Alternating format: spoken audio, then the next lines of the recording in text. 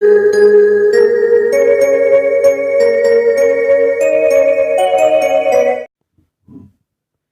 નાથ મુજને મતિ શુદ્ધ દેજો, હૈયે સદા સેવક ભાવ રહેજો. છો શબ્દો મારા પણ આપ આવીને કહેજો, રાજી થઈ અક્ષર ભાવ દેજો, રાજી થઈ અક્ષર ભાવ દેજો. શ્રી સ્વામિનારાયણ ભગવાનની જય. અક્ષર પુરુષોત્તમ મહારાજની જય. ગુણાતીતાનંદ સ્વામી મહારાજની જય. પ્રમુખ સ્વામી મહારાજની જય. પ્રગટ ગુરુ હરિ મહંત સ્વામી મહારાજની જય. સુરત અક્ષરધામ મહોત્સવની જય. દરેક દિવ્ય હરિભક્તોને જય સ્વામી નારાયણ. આજના પ્રવચનનો મુખ્ય વિષય જીવનની અંદર સ્વાદના લીધે થતા પ્રશ્નો કેવા કેવા ઊભા થાય છે. અને આજે વિશ્વની અંદર આપણે ઘણા બધા સંશોધનો કોઈ પણ વાનગી સંદર્ભે કરેલા છે.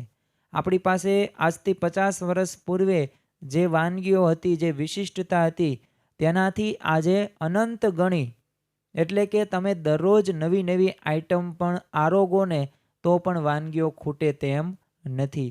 એટલી બધી સંશોધન આજે વિજ્ઞાને અને આજે માણસોએ કરેલું છે.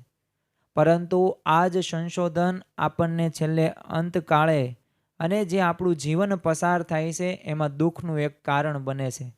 ખરેખર તો શાસ્ત્રો એવું પણ કહે છે કે આ જીવ રહ્યો એને ઇન્દ્રિયો દ્વારા એ વિશ્વનો એક આનંદ લે છે. હવે આપણને પ્રશ્ન થાય કે આ ઇન્દ્રિયો એટલે કઈ કઈ ઇન્દ્રિયો વિશે વાત થાય છે? તો જેમ આપણે શરીરની અંદર જેમ 5 જ્ઞાનેન્દ્રિયો છે ને 5 કર્મેન્દ્રિયો છે અને 11મું મન છે. પરંતુ આપણે જે જીભ એક ઇન્દ્રિય છે અને આ જીભ રહીને જીવવા એ વધુ પોતે દુઃખી કરે છે વ્યક્તિના જીવનની અંદર. ગળ્યું, ખાટું, તુરું, તીખું, આ 5 સ્વાદો આપણે એટલા બધા લઈએ છીએ. જીભ એક જ છે. આમ તો શરીરના તમે કોઈક અંગો જે 2 આપવામાં આવ્યા છે, આમ જો તમે આંખો જોવો તો કામ એક જ કરશે, જોવાનું કામ કરશે. કાનો 2 આપ્યા છે તો સાંભળવાનું જ કામ કરશે. બે કાન છે છતાં પણ એ સાંભળવાનું જ બંને કામ કરશે. ત્યારબાદ આપણને નાક છે, હાથ છે, પગ છે, આ 2 અંગો આપ્યા છે પણ કાર્ય એક જ કરશે. પરંતુ જીભ ભગવાને એક જ આપેલી છે પરંતુ કાર્યો 2 કરે છે. એક તો જીભ પારખવાનું પણ કામ કરે છે, સ્વાદ જે હોય છે તે, અને બીજું હોય છે કે બોલી પણ શકાય છે. એટલે કે બોલવા માટે અને ત્યારબાદ સ્વાદ પારખવા માટે. અને ત્રીજું પણ કાર્ય આપણે ગણી શકીએ કે આપણા હાડકાં ભંગવા માટે પણ જવાબદાર જો કોઈ હોય ને તો આ જીભ છે. ખરેખર જીભને કોઈ હાડકું અંદર જીભમાં આવેલું નથી, પણ હાડકાં ભંગાવવા માટે જો સૌથી મોટું જવાબદાર હોય ને તો આ જીભ છે. ખરેખર આપણે પણ આપણા જો થોડોક અંતરદ્રષ્ટિ કરવાનો પ્રયત્ન કરીએ તો આપણને ખ્યાલ આવે કે આ સ્વાદના લીધે આજે આપણને આ જીવનની અંદર ઘણા બધા પ્રશ્નો છે, જે પ્રશ્નોનું સમાધાન થઈ શકે છે એમ છે.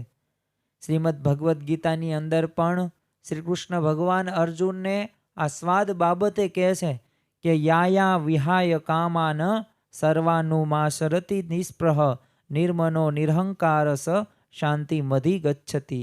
એટલે કે જે મનુષ્ય ઇન્દ્રિય માંથી ઉપેક્ષાની સાથે પાછો આવે, ઉપેક્ષા કરીને પાછો આવે ને એને શાંતિ પ્રાપ્ત થાય છે. તો વિચાર કરો કે તમારે એ સ્વાદની ઉપેક્ષા કરવી જ પડશે. તમારે સ્વાદ તરફની જે આસક્તિ રહી એને દૂર કરવી જ પડશે. તો જ તમારા જીવનની અંદર શાંતિ વ્યાપ્ત થશે. અન્યથા શાંતિ મળવાની નથી. આજે જો દરેક વ્યક્તિને શાંતિ પ્રાપ્ત કરવી છે, દરેક વ્યક્તિ કંઈક ને કંઈક અલગ અલગ પ્રયત્નો પણ કરી રહી છે. કોઈક પર્વતો ઉપર ચડે છે, કોઈક સારા એવા પૈસા કમાય છે, અરે કોઈક તો સારું ધન પણ ભેગું કરે છે, કોઈક સારી 4 વ્હીલ કે ગાડી કે બંગલાની અંદર પણ રહે છે, કોઈક તો સારા સારા સ્થળે ફરવા પણ જાય છે. વ્યક્તિ અત્યારે આ સુખ પ્રાપ્તિ માટે તેઓ અલગ અલગ પ્રયત્ન કરી રહ્યા છે, પરંતુ ખરેખર તો એની દિશા ઊંધી તરફ છે. કારણ કે આમાંથી કોઈ દિવસ કોઈને શાંતિ પ્રાપ્ત થઈ નથી. એકવાર મહર્ષિ જૈમિની પોતાના આશ્રમની અંદર એક વૃક્ષના નીચે બેઠા હોય છે. એટલે ઝાડની શાખા ઉપર એક પંખી આવીને અચાનક કંઈક બોલે છે કે કોરુક કોરુક કોરુક. એટલે કે આનું ગુજરાતી કોણ રોગી છે, કોણ રોગી છે, કોણ રોગી છે. હવે આ મહર્ષિ જે જૈમિની હતા એમને તો આ પંખીની જે વાણી હોય તે ઓળખી શકતા, પારખી શકતા હતા. એટલે તરત તે ઝટ દઈને પંખીને જવાબ આપે છે કે હિત ભૂક મિત ભૂક ઋતુ ભૂક. એટલે કે હિતકારી ભોજન કરનારો, ઉચિત માત્રામાં ભોજન કરનારો અને ઋતુને અનુકૂળ જે ભોજન કરનારો હોય તે રોગી નથી. તો જો ખરેખર જે પંખીએ કીધું કોણ રોગી નથી, કોણ રોગી નથી, કોણ રોગી નથી, તો એનો જવાબ એક જ તે છે કે શાસ્ત્રોની અંદર અને આપણને સંતો પણ ઘણી વખત તેમના પ્રવચનોની અંદર, એમની પરાવાણીની અંદર કહે છે કે ખરેખર તો આપણે ઉચિત માત્રાની અંદર ખોરાક લેવાનો છે. અતિ આહારના લીધે એ વ્યક્તિના જીવનની અંદર એ દુઃખ સિવાય, રોગ સિવાય બીજું કાંઈ આવતું નથી. અને થોડુંક ઋતુને અનુસાર આપણે ખોરાક લઈએ, કારણ કે ઋતુને અનુસાર જો ખોરાક લઈશું તો ક્યારેય કોઈ દિવસ આપણને વાંધો નહીં આવે. આ ચાતુર્માસ મહિનાની અંદર જે 4 પ્રકારની ખાદ્ય પદાર્થોનો નિષેધ શાસ્ત્રોની અંદર અને કહે છે, અને સ્વામિનારાયણ ભગવાન પણ કહે છે કે આ 4 વસ્તુઓ ચાતુર્માસ દરમિયાન 4 મહિના સુધી એ હરિભક્તોએ, મુમુક્ષુએ, કોઈ લોકોએ ખાવું નહીં. તો એની અંદર જે તે આપણે શેરડી છે, ત્યારબાદ આપણે મોગરી છે, મૂળો છે અને આમ રીંગણા છે. તો આ 4 વસ્તુઓ નથી ખાવાની કીધી. શા માટે? કારણ કે અત્યારે ભેજવાળું વાતાવરણ છે. એટલે સામાન્ય રીતે અત્યારે આપણી જે જઠરાગ્નિ છે એ એની પોતાની જે ક્ષમતા રહે ને એ થોડીક સુષુપ્ત થઈ જાય છે, એટલી મંદ પડી જાય છે. એટલે એટલું બધું વલોવી શકાતું નથી, પાચન નથી થઈ શકતું. તો જો આ એક પ્રકારે ઋતુ આપણી જો ભારતીય સંસ્કૃતિની અંદર પણ જો તમે ઉત્સવોની પરંપરા અને ત્યારે ખોરાકો પણ એ રીતે જ આપવામાં આવેલા છે. પરંતુ એ ઉત્સવ હોય ને ત્યારે ખોરાક ખાવો જોઈએ. એ પછી તમે ધૂળેટી કે આપણે હોળીના દિવસે એ ખજૂર કે ધાણી કે ડાળિયા, તો આ અતિ ઉત્તમ છે. પછી મકર સંક્રાંતિના દિવસે આપણે તલની ચીકી કે મમરાના લાડુ કે પછી શેરડી, તો આ ઉત્તમ વસ્તુ ત્યારની છે. મીઠાઈ તો નવા વર્ષની અંદર જલેબી, તો ફાફડા, કે આજે આપણે અત્યારે આગામી સમયની દશેરાનો સમય આવશે ત્યારે આ ખાવા મળશે. તો જો આવી રીતે ઉત્સવો પ્રમાણે એ શાસ્ત્રોની અંદર પણ એ ખોરાક આપવામાં આવ્યો છે તો વાંધો આવે નહીં. અને હિતકારી હોય ને એવો ભોજન લેવું, કે આપણને અનુકૂળ આવે એવું ભોજન. એવું નથી કે દુનિયાની જેટલી વસ્તુઓ છે એ બધી તમારે ખાવી જરૂરી જ છે. જો આ કાંઈ એમાંથી આપણને પ્રાપ્ત થવાનું નથી, સવારમાં આપણે એ જે ખાધું એની જોઈ પણ શકતા નથી. તો જો આપણા ઋષિવર્યોએ હંમેશા એક ભોજનને છે ને ઔષધ રૂપે ગ્રહણ કરવાનો આગ્રહ રાખ્યો છે. કેમ ઔષધ આપણે દવા હોય થોડીક જ પીએ, એમ આ ખોરાક પણ ભોજન પણ છે ને આપણે એ રીતે જ રાખવું. પરંતુ આજનો મનુષ્ય એટલી બધી ટેકનોલોજીના યુગની અંદર જીવી રહ્યો છે કે કોઈક શાસ્ત્રની અંદર કોઈકે કીધું હોય તો આ બધાની અવગણના કરે છે, એ જાણે કે અજાણે. અને છેલ્લે શું થાય છે, એ પોતાની જે સ્વાદેન્દ્રિય હોય એને પોષણ જ આપે છે.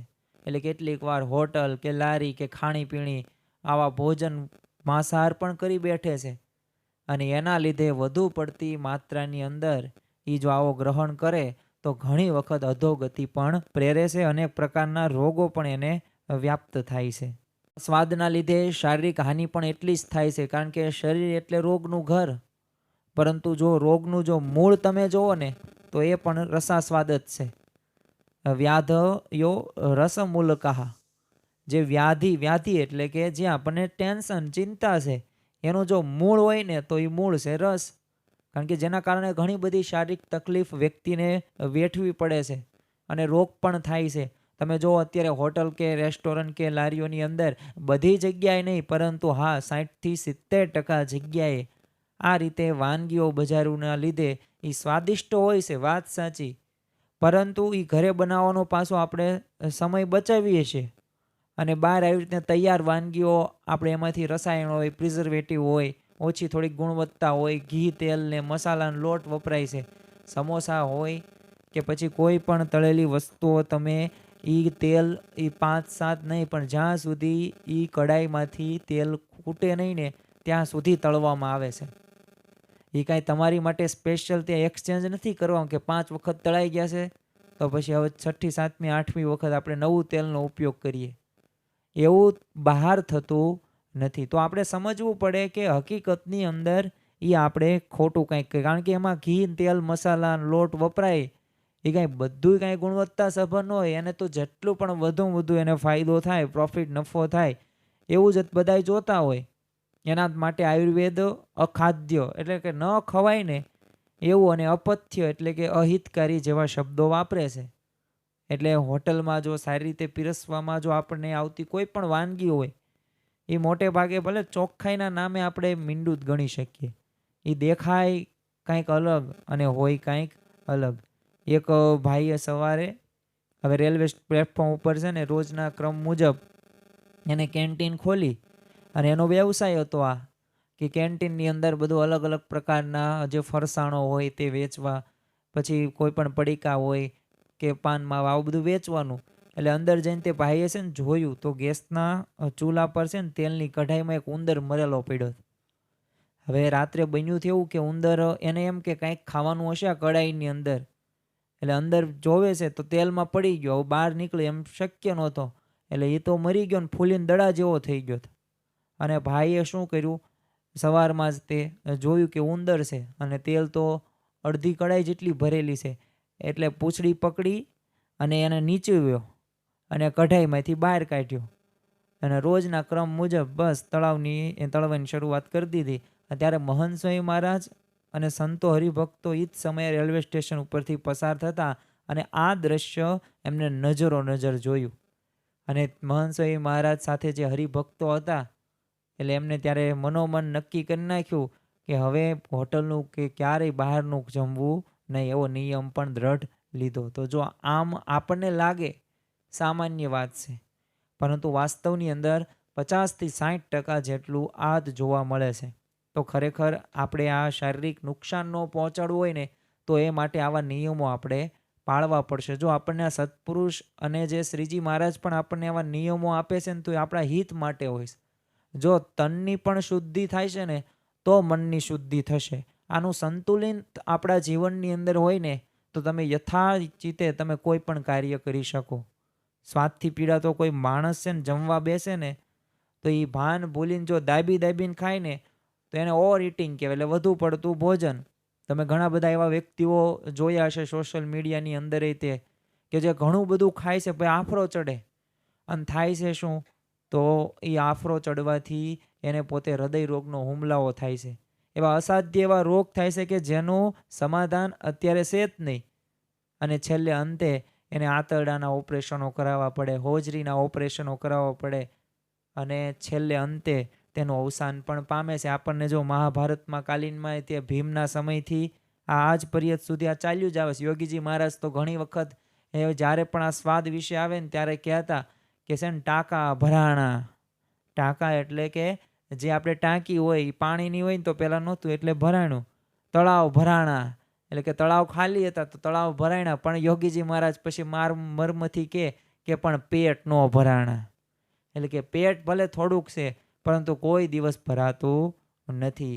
એટલે આ વધુ પડતો જે ભોજનનો જે ખોરાક લેવાનો જે આગ્રહ છે ને એ હૃદય રોગની એક શારીરિક તરીકે આપણે જો સ્વસ્થ રહેવું હોય તો વૈજ્ઞાનિકો કહે છે કે જો શરીર તમારું સમતોલન હશે ને તો આ હૃદય રોગના હુમલાથી શક્યતા 4 ગણી એ તમારે ઘટી જશે. શરીર સ્વસ્થ હશે તો.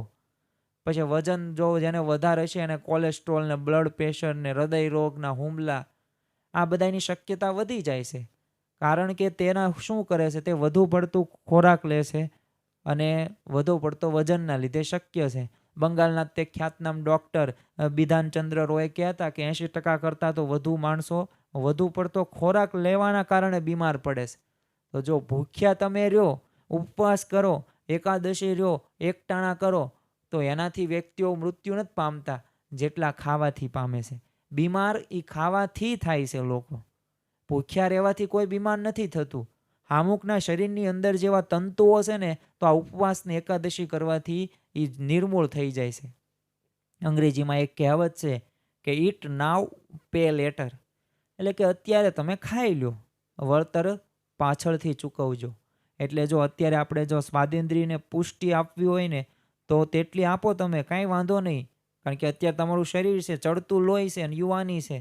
પણ એક સમય એવો આવશે કે પછી તો તન અને મન ઉપર એટલી બધી ભૂંડી અસર થશે ને, પછી રોવા સિવાય, અફસોસ સિવાય વ્યક્તિને કાંઈ મળતું નથી.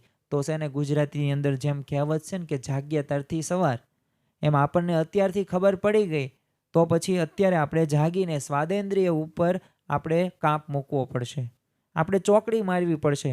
તો આવી રીતે શારીરિક નુકસાનો પણ ઘણા બધા થતા જોવા મળે છે.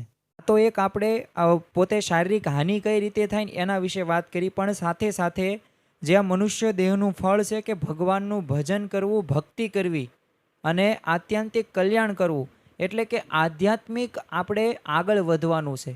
તો આધ્યાત્મિક પણ અધોગતિ આ સ્વાદના લીધે થાય છે.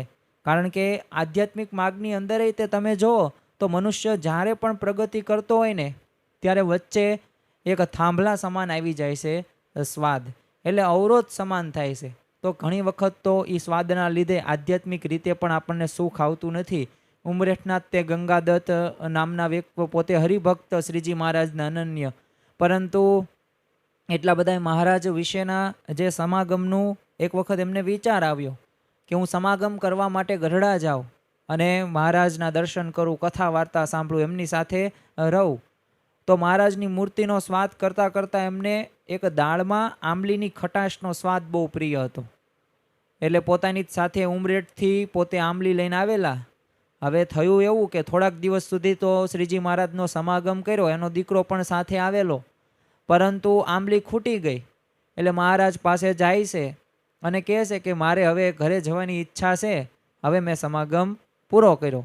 એટલે મહારાજે કીધું કે થોડાક દિવસ રોકાવ તો વધારે સારું. એટલે ગંગાદત્ત કે કાંઈ વાંધો નહીં મહારાજ, થોડાક દિવસ રહેવી. ફરી વખત 2-5 દિવસ ગયા, ફરી વખત ગંગાદત્ત એમની પાસે આવે છે અને મહારાજને કહે છે કે આ વખતે તો મારે જવું જ પડશે, ઘરનું મારે કામ આવી ગયું છે અને ન જાવ એમ નહીં ચાલે. એટલે મહારાજે કીધું રોકાવ તો વધુ સારું. એટલે બાજુમાં એનો દીકરો ઊભો હતો. એને મહારાજને કહ્યું કે મહારાજ આંબલી ખૂટી ગઈ છે ને એટલે જવાની ઈચ્છા કરે છે. તો મહારાજ કે બસ એટલું જ તે, તો આંબલી તમે અહીંથી લાવી આપીશું. તો ગંગાદત્તે કીધું કે ગુજરાત જેવી આંબલી કાઠિયાવાડમાં મળે નહીં. અને અંતે એ ગંગાદત્ત નથી જ રોકાતા અને આંબલીના સ્વાદે એમને સમાગમ છોડી લીધો. અને આધ્યાત્મિક પ્રગતિ જે કરવાની હતી, જે શ્રીજી મહારાજનો એ સાક્ષાત્કાર કરવાનો હતો, પણ ખરેખર આંબલીના સ્વાદના લીધે તે આધ્યાત્મિક પ્રગતિ અટકી. જો આપણે પણ અત્યારના સમયની અંદર જોયું હશે કે આપણે સમયા ઉત્સવની અંદર આપણી વીઆઈપીની વ્યવસ્થા હોય, ભોજનશાળામાં પાસ ન મળે કે પછી સ્વાદિષ્ટ વાનગી ન મળે ને તો આપણને અભાવ આવે છે. ઘણી વખત તો લાઈનમાં અડધી કલાક પોણી કલાક ઊભું રહેવું પડે. જો એક યાદ રાખવું કે આપણે ઘરે એક પ્રસંગ રાખીએ છીએ ને તો આ પ્રસંગ ખાલી 600 થી 700 લોકો આવે છે સંબંધીઓ, તો એમાં પણ તમે જોયું હશે કે લાંબી લાઈનમાં ઊભું રહેવું પડતું હોય છે. તમારે રોટલી લેવા માટે પણ 5-10 મિનિટની રાહ જોવી પડે છે. ત્યાં પણ વ્યવસ્થા એટલી બધી તમે સાચવી નથી શકતા. હવે અહીંયા સમયાની અંદર તો લાખો લોકો આવ્યા હોય, આવા લાખો લોકોને વ્યવસ્થિત જમાડવાના, પછી એમની વ્યવસ્થા કરવાની, કાંઈ વસ્તુ ખૂટે નહીં એનું ધ્યાન રાખવાનું. તો ક્યારેક એવું થાય અવ્યવસ્થા સર્જાય, છતાં પણ અત્યારે ગમે તે મંદિર હોય ને એ વ્યવસ્થા જળવાઈ રહે તે માટેના પ્રયત્નો કરે છે. એટલે સ્વયંસેવક આખું દળ ઊભું કરે છે. પરંતુ છતાં પણ આવી કંઈક અવ્યવસ્થા સર્જાય તો ત્યારે જો આપણે ધ્યાન રાખીએ કે આપણે તો ભગવાનનું સુખ લેવા માટે ગયા છીએ, આપણે સમાગમ કરવા માટે ગયા છીએ, આપણે પ્રવચન કથા વાર્તા સાંભળવા ગયા છીએ, આપણે સમયાનો લાભ લેવાનો છે. અને જો આ ખાવા પીવામાં આપણું જો મન આપણું ભ્રમિત થશે તો ખરેખર આપણને દર્શન સમાગમનો પણ એ આનંદ આવતો નથી અને સેવા કરવાનો પણ ઉત્સાહ ન જાગે. અને ધીમે ધીમે થાય છે શું, સ્વયંસેવકોનો અભાવ આવે, ત્યાંથી પછી સંતોનો અભાવ આવે, ધીમે ધીમે સત્સંગનો અભાવ આવે, સત્પુરુષનો અભાવ આવે, ભગવાનનો અભાવ આવે અને છેલ્લે આપણે સત્સંગમાંથી પડી જઈએ. એટલે જ નિષ્કુળાનંદ સ્વામીએ પણ કીધું છે ને કે સ્વાદ સ્નેહ દુઃખદાયી દોય, ઈચ્છા એની ટાળો ઊંડી. જે સ્વાદ છે ને અને સ્નેહ એના પ્રત્યેનો છે, સ્વાદ પ્રત્યેનો પ્રેમ છે, એ હકીકતની અંદર દુઃખદાયી છે. આપણે ચેતતું રહેવાનું છે. આપણને કહ્યું છે શાસ્ત્રોની અંદર, અને સત્પુરુષ પણ ગુણાતીત ગુરુ વર્યોના જીવનની અંદર નિસ્વાદી વર્તમાન તેઓ પાળે છે. તો એવું આપણે એવું જીવવાનું છે, અને તો જ તે વાંધો આવશે નહીં. બાકી સમયા ઉત્સવની અંદર પણ આપણે સુખેથી એ આનંદ લઈ શકશું નહીં. આધ્યાત્મિક માર્ગે આપણે આગળ વધવા માટે જો ભગવાન કે આપણે સંતનો સમાગમ કરવો ખૂબ જરૂરી છે. કારણ કે સંત સમાગમ કીજીએ હો નિષદિન, સંત સમાગમ કીજીએ. કારણ કે આ તો ભવના ફેરા આપણે ફરી રહ્યા છીએ. આ જન્મ મરણના રોગ ટાળવાના છે. તો આ રોગ ટાળવા માટે સંત સમાગમ ખૂબ જરૂરી છે. ક્યારેક આપણને સ્વાદની આસક્તિ રહીને એના લીધે આપણે સમાગમ પણ વિઘ્નરૂપ બને છે. ખરેખર તો જે વ્યક્તિ સારી સમજણ સાથે જો સમાગમ કરવા જાય ને, તો એની આસક્તિ છે ને, જે વિષયો પ્રત્યે છે, સ્વભાવો જેના છે, એ નિર્મૂળ પણ થતા જોવા મળે છે. તો આધ્યાત્મિક રીતે પણ આપણને અધોગતિ તરફ પ્રેરે છે. ખરેખર તો આપણે આધ્યાત્મિકતામાં આપણે સ્વાદ હરિનામનો લેવાનો છે. આપણે જે ભગવાન કે ઈષ્ટદેવને માનતા હોય તેમનો સ્વાદ લેવાનો છે. કારણ કે સાચો સ્વાદ રહ્યો ને શુદ્ધ છે, અને ભગવાનના નામનો, એ ભક્તિનો છે, એ સત્સંગનો, એ સંત સમાગમનો છે, સત્પુરુષની પરાવાણીનો છે. સંત તુકારામ પણ કહે છે ને કે જીહે તુજે પાપી કેલે, તુજા કારણે સર્વ કેળે. એટલે જીભ દ્વારા પાપ પણ થાય, ખોટું ખાવું, ખોટું બોલવું, પણ એ જ જીભ રહીને એ જો ભગવાનના નામમાં આપણે લાગી જાય ને, તો મોક્ષનું પાછું સાધન પણ બને. આપણને એક ભ્રમ એવો પણ છે કે આ બધા વિષયો રહ્યા ને એક વ્યક્તિને દુઃખદાયી છે. વાત 100% સાચી. પરંતુ આ જ ઇન્દ્રિયો રહી, અંતઃકરણ રહ્યું, વિષયો રહ્યો, સ્વભાવો, એ ભગવાન તરફ આપણે પ્રેરાય, તો ખરેખર એ સાચો સ્વાદ લેશું તો હૃદય પણ પ્રસન્ન થશે, આત્મા પણ તૃપ્ત થશે, અને જ્યાં ઈશ્વરનો સંસાર ભૂલાય ને, અને પરમાત્માની યાદ પણ જાગે છે. અને આ જો આપણે સંસારના સ્વાદ લેતા હશું તો ભગવાનનો જેવો આનંદ છે ને, એવો આનંદ આપણે પ્રાપ્ત કરી શકીશું નહીં. અને બીજું એક આધ્યાત્મિક રીતે મૃત્યુ પણ થાય છે. કારણ કે સ્વાદથી શારીરિક અને આધ્યાત્મિક રીતે અધોગતિ તો થાય જ છે. પરંતુ અમુક વાર ઘણી વખત બહુ ઝાઝો સ્વાદ લીધો હોય તો મૃત્યુ તરફ પણ પ્રેરાય છે. જો અતિની ક્યારેક ગતિ ન હોય, વધુ પડતો ખોરાક, વધુ પડતું બોલવું, કે વધુ પડતો જે કામ, ક્રોધ, લોભ, આ બધા સ્વભાવ રહ્યા ને, છેલ્લે વ્યક્તિને મૃત્યુ તરફ પ્રેરે છે. ગુજરાતની એક મેડિકલ કોલેજની અંદર અભ્યાસ કરતો એક 22 વર્ષનો એક યુવક. હવે આ યુવકને ટેવ કેવી કે પોતે ચાઇનીઝ વાનગીઓ ખાવાની વ્યસન. એટલે દરરોજ રાત્રે તે 7-8 વાગ્યે પોતે કંઈક લારી કે જે જગ્યાએ ચાઇનીઝ મળતું હોય ત્યાં જાય, અને વાનગીઓ પોતે અલગ અલગ રીતે, નૂડલ્સ ને જે અલગ અલગ એમાં મંચુરિયમ આવે છે, હક્કા નૂડલ્સ, આવું બધું ખાય. પણ ઉપરથી એને છે ને વધુ પડતું થોડુંક મરચું અને મસાલો નાખવાની ટેવ. એટલે આવી રીતે દરરોજ જમવાનું થાય. હવે 1 વર્ષની અંદર તો એને સરેરાશ આવી રીતે જમ્યો રાત્રે. શરીર તો મોટું થઈ ગયું, પણ આંતરડાનો એને સોજો, અને આંતરડામાં ચાંદા પડી ગયા, અને એક નવો રોગ થયો જેનું નામ છે અલ્સરેટિવ કોલાટાઇટિસ. હવે આ ઘણી વખત એની સારવાર કરવામાં આવી, પણ છતાં અન્ય અવયવોના કોમ્પ્લિકેશન કારણે એનું છેલ્લે અંતકાળે અવસાન થયું. તો જો વધુ પડતું આવું ખાવાથી આ શક્ય થયું. કારણ શું હતું? કારણ એક જ હતું, સ્વાદ. 1999માં તે પૂનામાં 35 વર્ષનો અનંત તામસે નામનો યુવાન હવે ખાવાનો એટલો બધો શોખીન હતો કે સ્વાદના કારણે છે ને એની રસોઈમાં રોજ ખોટ કાઢવાની ટેવ આવે. એટલે ગમે એ જ બનાવે સારું જમવાનું તો એમાં ખોટ કાઢે, કારણ કે સ્વાદ એટલો બધો એટલે પત્ની સાથે દરરોજ ઝઘડો થાય. એટલે પત્ની તો સ્વાદથી કંટાળી ગઈ, અને પત્ની અને સાસુએ એના પર કેરોસીન છાંટી અને જીવતો સળગાવી દીધો, અને પત્ની અને સાસુ જેલમાં જવાનો વારો પણ આવ્યો. તો વિચાર કરો કે કેટલાયનું મૃત્યુ આવા રસાસ્વાદના કારણે થયેલું છે. આપણને અરવિંદ ઘોષની પણ મુંબઈની અંદર જે બનેલી ઘટના વિશે યાદ છે. કઢી ન મળીને એની પત્નીને એને પોતે 10મા માળથી ફ્લેટમાં ઉપરથી એને પાડી અને એનું મૃત્યુ થયું. તો ખરેખર તો આવા તો ઘણા બધા વ્યક્તિઓ છે કે જે સ્વાદના લીધે આ પ્રશ્નો થયેલા છે. તો ખરેખર સ્વાદ રહ્યો એ આટલો દુઃખદાયી છે. જો એક સાધનામાં એક આ સ્વાદનું મહત્વ સમાયેલું છે. કારણ કે જીભને નિયંત્રણ કરવી ને એ જ સાધનાનું પ્રથમ પગથિયું. અને ત્યારે જ ભજનમાં આપણને રસ આવે, અને સત્સંગમાંય મન લાગે, અને ત્યારે જ પ્રાર્થનામાં આપણને ભગવાન દેખાય. જો અત્યારે આપણે ભગવાનને યાદ કરીએ ને તો ભગવાન યાદ ન આવે. આપણે 10 મિનિટ સુધી દર્શન કર્યા હોય, પરંતુ દર્શન યથાચિતે એવી રીતે તે આપણે મગજમાં ધારીએ તો આ મૂર્તિ દેખાતી જ નથી. એનું કારણ શું છે? સ્વાદ. તો આ સ્વાદના લીધે આવા પ્રશ્નો બને છે. તો જીવનને પવિત્ર કરવા માટે આ સ્વાદેન્દ્રિયની લોલુપતા જે છે ને એ આપણે ઘટાડવી જ પડશે. સ્વાદ જીતવાનો આપણે આગ્રહ રાખવો પડશે. કારણ કે જેટલું આપણે જેમાં આગ્રહ રાખીએ એટલું કાર્ય વધુ થાય. ગાંધીજી તે તમે જોવો તો એમને શ્રીમદ ભગવદ્ ગીતાના કંઠસ્થ શ્લોકો કરવા હતા. હવે 700 શ્લોકો છે, પરંતુ દરરોજ દાંતણે સવાર કરે અને એક શ્લોક મુખપાઠ કરી નાખતા. તો 2 વર્ષની અંદર તો ગાંધીજીએ શ્રીમદ ભગવદ્ ગીતા એમને કંઠસ્થ કરી નાખ્યું. કારણ શું હતું? તેમને એ આગ્રહ હતો કે મારે આ કરવું જ છે. બસ એમ આપણે આ સ્વાદ જીતવાનો પણ એટલો આગ્રહ રાખવાનો છે. કારણ કે ઘણા બધા શાસ્ત્રોની અંદર આ સ્વાદ જીતવા માટે ભાર મૂક્યો છે. શ્રીજી મહારાજની વાત કરીએ આપણે તો શિક્ષાપત્રીમાં તે 189 શ્લોકની અંદર તે કહે છે કે સર્વેન્દ્રિયાણી જેયાની રસના તું વિશેષતઃ, એટલે કે બધી ઇન્દ્રિયો જીતવી જોઈએ, પરંતુ જે રસના ઇન્દ્રિય છે ને એટલે સ્વાદેન્દ્રિય એને તો વિશેષ કરીને જીતવી. 5 જ્ઞાનેન્દ્રિય, 5 કર્મેન્દ્રિય, પણ સૌથી વધુ વિશેષ કોને જીતવાની વાત કરી છે? આપણને રસાન્દ્રિયને. અને આ રસના ઇન્દ્રિય છે ને એ ખરેખર તો દોડતી જ ફરે છે.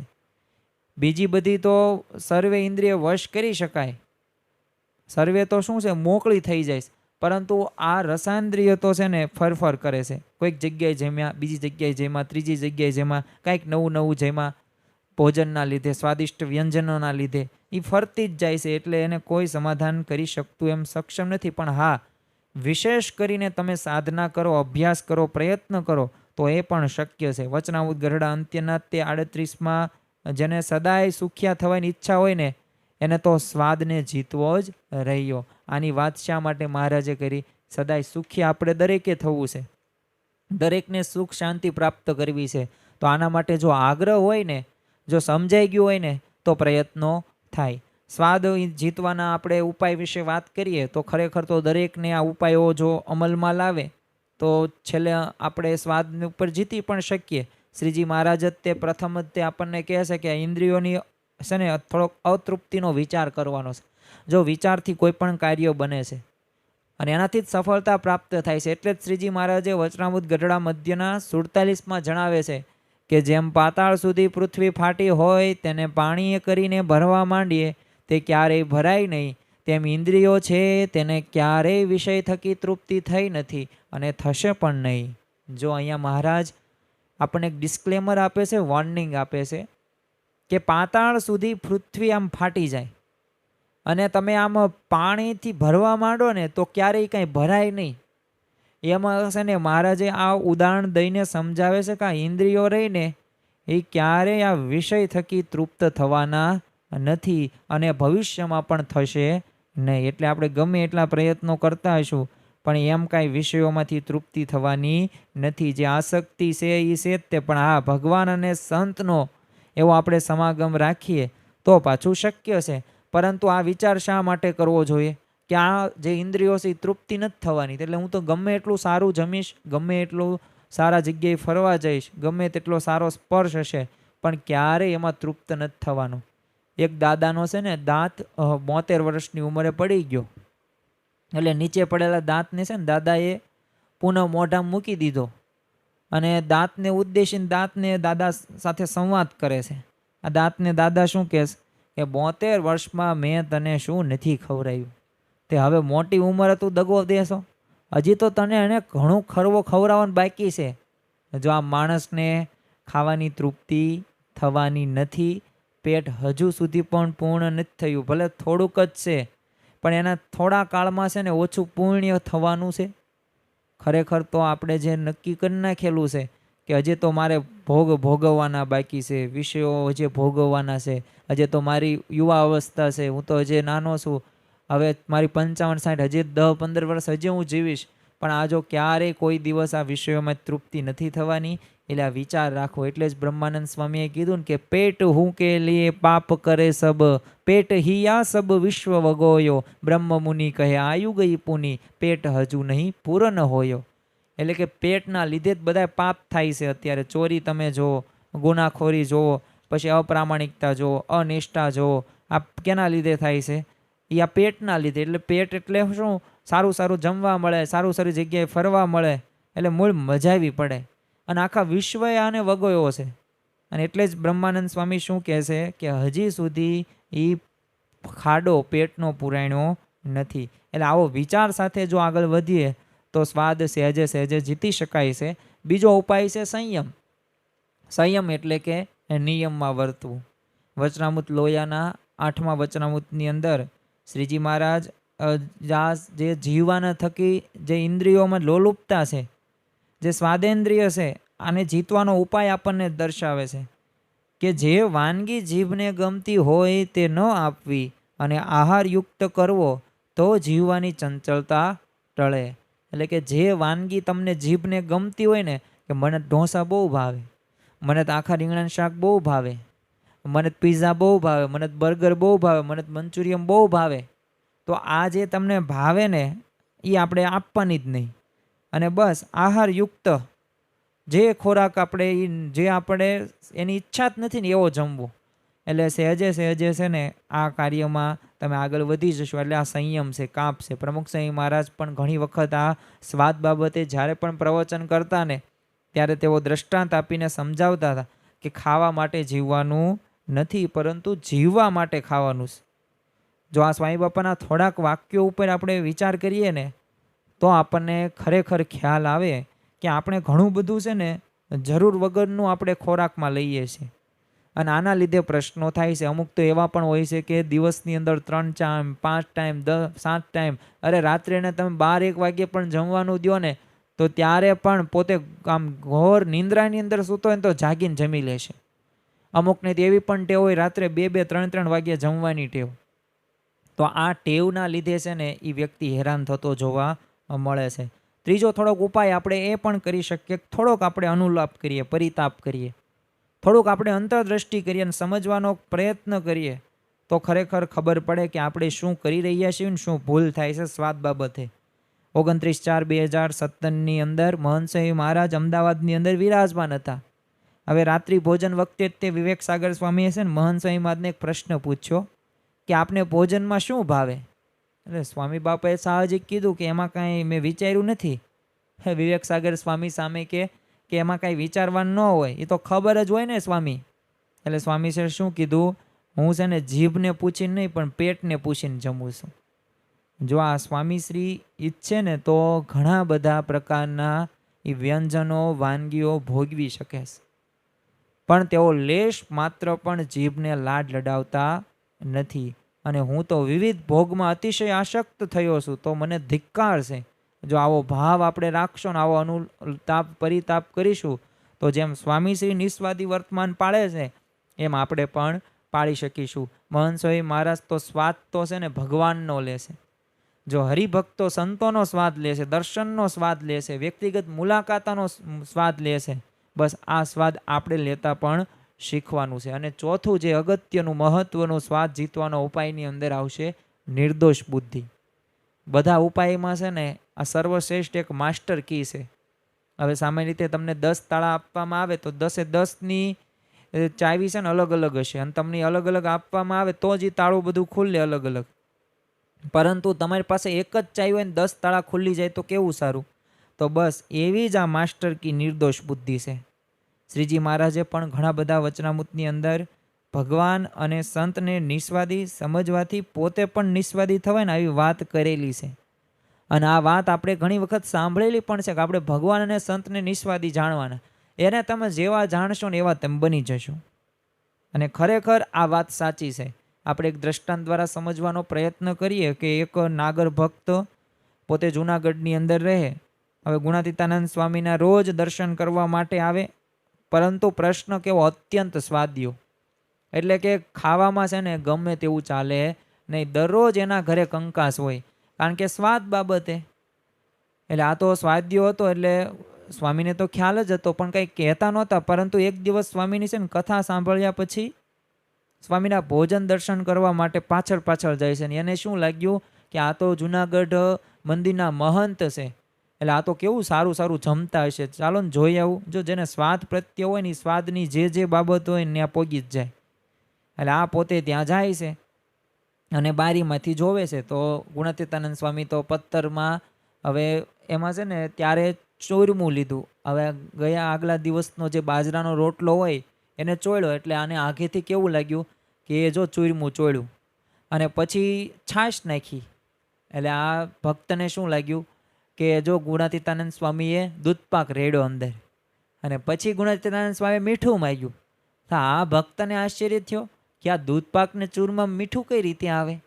અને પછી એને પૂછપરછ કરી અને ખબર પડી કે આ તો પકવાન ને 32 ભાતના ભોજનો નથી જમતા, પરંતુ આ ગુણાતીતાનંદ સ્વામી તો રોટલો અને છાશ જ જમે છે. અને ત્યારે આ ભક્તને એવો ગુણ આવ્યો, એવી નિર્દોષ બુદ્ધિ આવી કે સ્વામી જો આટલા બધા આ મંદિરના મહંત હોવા છતાં આ જો અત્યંત નિસ્વાદી કેવા સંત છે, તો જો બોલો એનો સ્વાદ પણ ટળી ગયો. જો આપણે પણ મહંત સ્વામી મહારાજને નિસ્વાદી સમજવાના છે, તો આ જ્ઞાન ક્યારેક આપણને ઉપર છલ્લું હોય ને તો જીવ સાથે દ્રઢ કરવાનું છે. અને સાચા અર્થની અંદર દ્રઢ ત્યારે જ થશે જ્યારે આપણે નિર્દોષ બુદ્ધિ થશે. અને નિર્દોષ બુદ્ધિ ત્યારે જ કહેવાશે કે જ્યારે આપણે જેવા સંતોની અંદર જેવા આપણે ગુણો જોશું એવા ગુણો આપણા જીવનમાં લાવવાનો પ્રયત્ન કરીશું. જો પ્રયત્ન કર્યા વગર કોઈ પણ કાર્ય સિદ્ધ નથી થતું. યુવા શિબિરની અંદર પણ મહંત સ્વામી મહારાજને એક વખત પ્રશ્ન પૂછવામાં આવ્યો કે કૃપાના કેટલા ટકા તમે આપશો અને પુરુષ પ્રયત્નના કેટલા આપશો. એટલે ત્યારે મહંત સ્વામી મહારાજે જવાબ આપેલો કે 99% તો કૃપા છે, અને જે 1% છે ને એ પુરુષ પ્રયત્ન છે. બધા યુવકો હતા ને એ તો રાજી થઈ ગયા, પરંતુ મહંત સ્વામી મહારાજે પાછું ઉમેર્યું કે 1% પુરુષ પ્રયત્નની અંદર દરેક આજ્ઞા અને નિયમો આવી જાય. તો જો પુરુષ પ્રયત્ન એટલે કે આપણે પ્રયત્ન કરવાનો, તો આપણે પણ નિસ્વાદી જો જીવન જીવવું હોય તો પ્રયત્ન જરૂરી છે. તો જેટલા પણ આપણે પ્રયત્ન કરીશું, અને ભગવાન અને સંત તો દયાળુ છે, એ કૃપા કરશે અને આપણો સ્વાદ પણ ટાળશે. તો જો આપણે આ 4 ઉપાયો આપણા જીવનની અંદર દ્રઢ કરીશું તો ખરેખર આપણે નિસ્વાદી પણ થઈ શકીશું. જે શારીરિક તકલીફો છે એ પણ દૂર થશે, અને જે આધ્યાત્મિક માર્ગની અંદર જે આપણે આગળ વધવાનું છે અને જે મહારાજ સ્વામીને આપણે રાજી કરવાના છે, તો એ રાજી કરવા માટે પણ આપણે નિસ્વાદી વર્તમાન પાળીશું તો વધારેમાં વધારે રાજી થશે. અને ભગવાન અને સંત રાજી થાય તો આપણે કાળ કર્મ માયાથી પણ બચી શકીએ, અને જે પૂંડા પ્રારબ્ધ હોય એ પણ રૂડા થાય. તો ખરેખર આજના દિવસે મહારાજ સ્વામીના ચરણોમાં પ્રાર્થના કરીએ કે અમારા જીવનની અંદર પણ જે રસાસ્વાદ છે, જે અમે વધુમાં વધુ વિશેષ આને જીતવાનો પ્રયત્ન કરીશું, અને આજથી અમે સંકલ્પ લેવી છે કે અમારા જીવનની અંદર સ્વાદ બાબતે કોઈ પણ પ્રકારનો પ્રશ્ન એ અમે આવવા દઈશું નહીં. તો એવી બળ, બુદ્ધિ અને શક્તિ મહારાજ સ્વામી આપે એ જ આજના દિવસે પ્રાર્થના. શ્રી સ્વામિનારાયણ ભગવાનની જય.